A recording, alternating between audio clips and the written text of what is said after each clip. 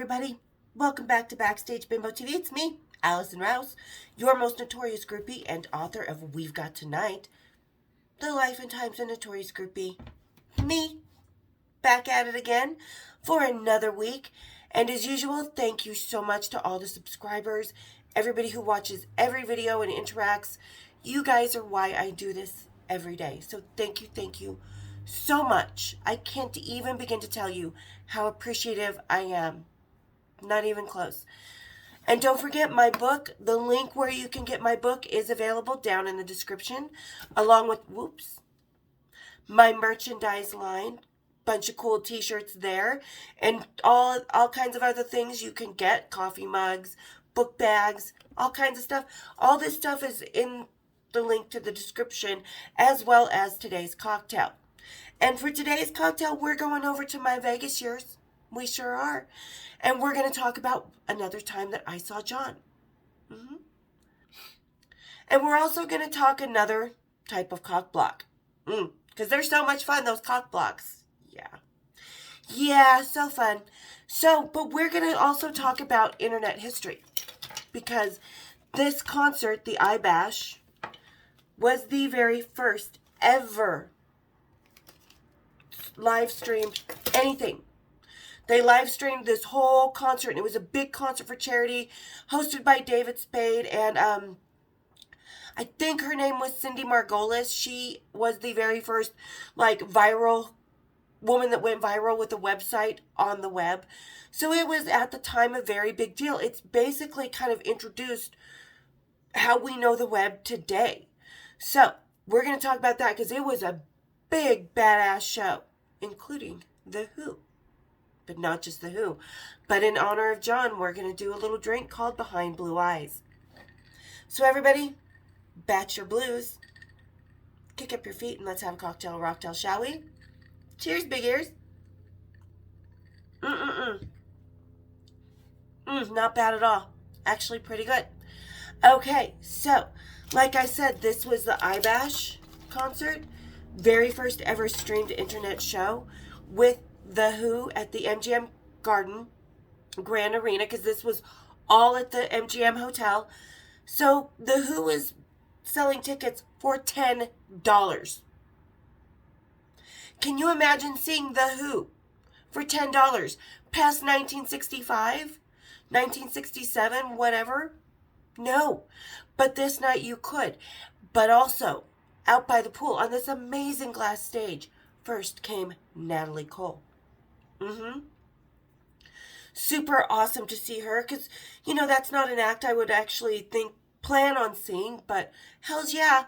But out by the pool after Natalie Cole, with his orchestra, was Brian Setzer with his big swing orchestra. But out with him came to jam was Tony Bennett and his 80-year-old drummer, who was around 80 in 1999. So he was up there with like a 3-4 piece kit drum, just standing there while Tony and Brian were singing, and this swing orchestra was playing and stuff. Oh, it was fucking amazing. But it doesn't stop there. Nope. Out in the amusement park area that they had was Kiss. And we're not talking fake Kiss with that lame-ass Eric Singer and Tommy Thayer putting on, their idols' boots and pretending to be them. No, it was real Kiss. When they had first put their makeup back on and started doing the huge old school shows. So it was Gene Simmons and Paul Stanley and Ace Frehley and I almost said Eric Carr. Oh my God, Peter Criss. Sorry. The Eric Carr the drummer Kiss era that I was part of was Eric Carr. So, as we know, little story. But I'll put links down to different parts of this and to interviews that John did, because I wasn't far behind while he was doing those interviews. But I did have to stay a little bit behind, because here's why. And this is where the cock blocking gets into, because obviously all these guys were going to be in town day before, a couple days before. So John got in a couple days before, because you got to do rehearsals and stuff. So with all the other acts and get everything together. And so they were in town a couple nights before.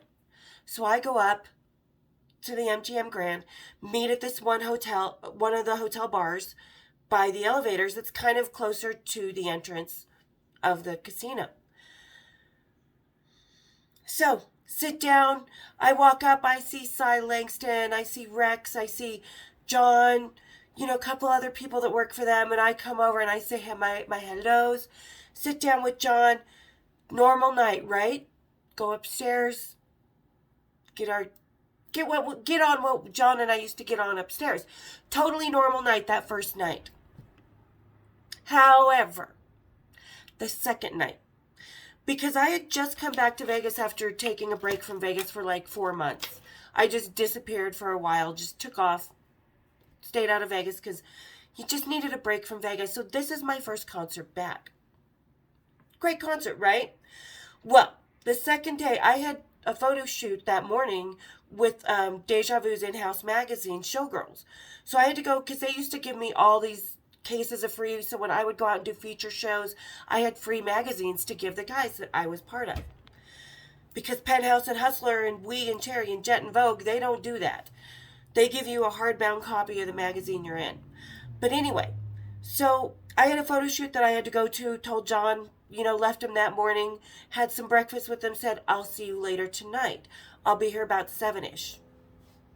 He's like, all right, darling. God, I used to love John's voice. It was so deep and the English accent and sexy and just, he purred sometime and the way oh God, I loved his hands. I love him. Nice hands on a man. Big hands. Just one that could scoop my ass right up. Love it. So, left him that morning, went, did my photo shoot, got home, got ready, got in the cute outfit because, I would shop and buy new outfits for every night that I would be hanging out with the band. Got my new cute outfit, my cute little boots, was cruising out my door, went to the MGM Grand, walked to the hotel bar, and I see, a few of the guys around, and I'm like, well, where's John? What do you mean, where's John? Where's John? They're like, kind of over there, kind of trying to keep everything really quiet, like, and you kind of know as a groupie something's up. Well, what was up was Lisa, his ex-girlfriend. Long story, like I said, by the time John died in 2002, they were done. So, but his girlfriend at the time, Lisa, didn't want him to be alone in Las Vegas because she had a feeling, which was absolutely right. And like I said, this girl was a fucking coked out nightmare that would bring everybody back from the pub once it closed to party at John's, and they would steal shit from him. And then she would make withdrawals of like $25,000 for what? Yeah, anyway, she was that kind. And she was so insecure, but like I said, her instinct was right. There was another woman. She got his mom, Queenie, his son, Chris, and her. I think it was his son, Chris. I know that Queenie was there, and Lisa, and showed up to surprise John. He was so surprised. He was so thrilled. Queenie wasn't real thrilled about it either, because Queenie did not condemn his groupie lifestyle. She told second wife, Maxine, that, oh, you're just going to have to put up with it, which, so sorry that Maxine had to face that, because as the wife, oh God, if you're in a relationship and your mother-in-law tells you that, no, none of us would be real fucking happy. So sorry, Maxine, that you had to go through that. So Queenie wasn't stopping anything. Queenie wasn't there to be a safe haven for her in the middle of this trying to bust him, which my stuff was not in that hotel room, so she couldn't bust him. It was just his stuff. I never leave any traces behind. I take my clothes, my purse, and I go. So Lisa shows up, and I turn around, and everybody's like, shh. And, there's like my friend Dirty Dawn. There's who I ended up hanging out with a lot of the time. He worked for Brian Setzer. There's a couple of Brian Setzers, a couple of the roadies that worked for The Who that I knew.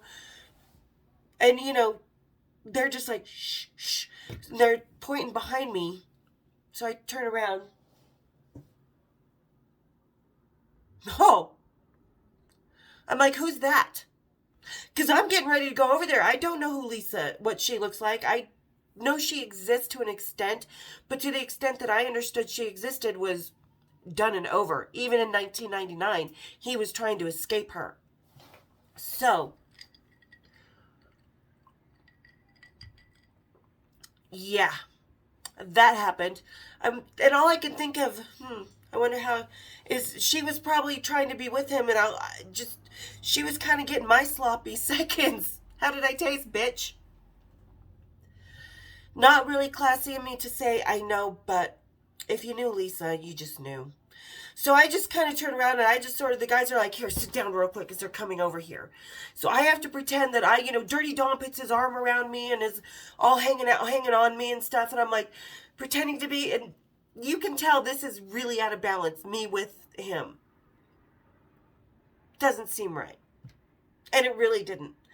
Because I was kind of uncomfortable. But anyway, so they come over to the table. They're like, hey. And Queenie's all, hello. And Queenie looked right at me. And she fucking knew who I was. Because I was just looking up at...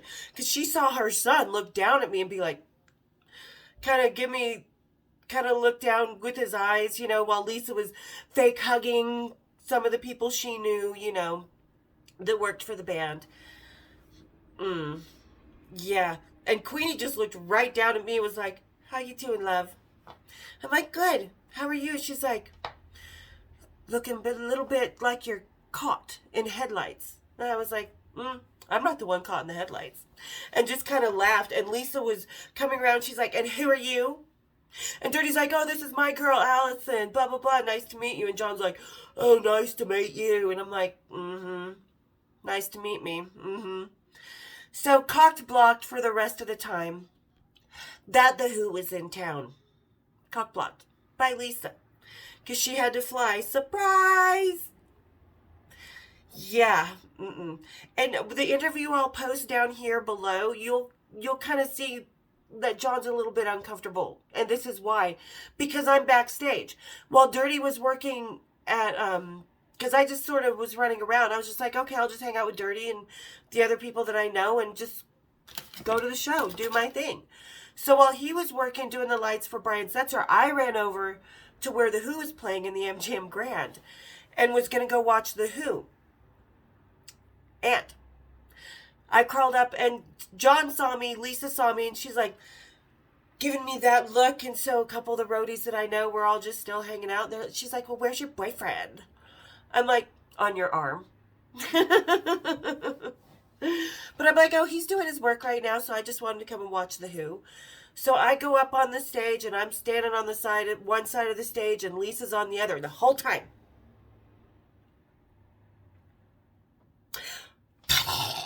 She'd be going to Queenie. You knew she was just bitching up a storm, just fucking going crazy. And Queenie was just like, whatever.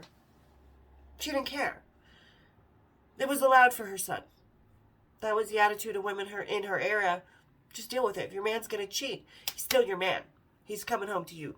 Deal with it. So she was just having a meltdown on the side of that stage until I finally left. Because I'm like, and because she was on John's side. And John had kind of come over, like he never moves. But he came over to say something to Pete and looked at me, gave me a wink and pointed. And Lisa just flipped the fuck out. So I leave.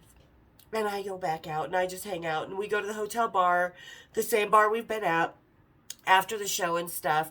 And she just walks by. On the way to the elevators. Oh, just like I always say, the howler monkey hanging on to John. Just to see it show. He's mine! I'm like, yeah, so was that taste on his dick last night. That was mine. So it was cock blocked, and that was kind of the first internet live stream concert ever. But that's what was actually going on behind the scenes. Angry girlfriend and fucking a groupie that didn't give a fuck about the angry girlfriend. And you guys know that that's not me. Usually I give a fuck about what's happening at home. But when you have someone like that, that's just a nightmare, that just steals and brought this huge drug problem and really is the one that drove John into an early grave, I don't give a fuck. You're not right for him. And she wasn't. She wasn't. She might have played the grieving groupie or the grieving widow during that whole 2002. But a couple years later, she passed away of a cocaine overdose in Memphis at her family's house. And that's really sad. I'm not knocking the way she went, but that's really sad. But that's where the cocaine blame actually lies, right there. And I can't respect a woman that tears a man down the way she did, that scratches at him, that throws things, that goes into complete fucking meltdowns. You know, I was who he was with to get away from that. And he was so looking forward to it. That first night we were together was so awesome because we were just hanging out. He could just be John. He knew he wasn't going to have I wasn't some jealous bitch that was going to freak out or fly out to see him unannounced to try and bust him. No. Because you could hear them screaming. We were on the same floor, and the windows, the way the oh. Yep. Could hear him down the hallway, her screaming at him, freaking the fuck out. Yeah. So that's actually what happened behind the scenes at the very first ever online live streamed concert. But it was such an amazing concert because what other time were you going to see Kiss when they had first put their makeup back on and the real Kiss, because you won't see them ever again. Never again. Together. Ever. You won't see the Who that way ever again. Brian Setzer, probably not doing his swing band anytime soon. I think they're doing a new Stray Cats thing. So this was such an awesome, and of course you're not going to see him with Tony Bennett and his drummer ever again. Natalie Cole, this was a once-in-a-lifetime concert to see, and probably my favorite concert I have ever seen. Ever. Because like I said, The Who, Kiss, Natalie Cole, Tony Bennett, and Brian Setzer, fuck yeah.